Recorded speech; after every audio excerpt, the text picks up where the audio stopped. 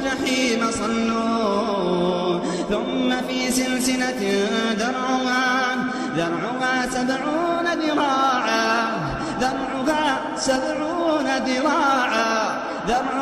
70 ذراعا فاسلكوه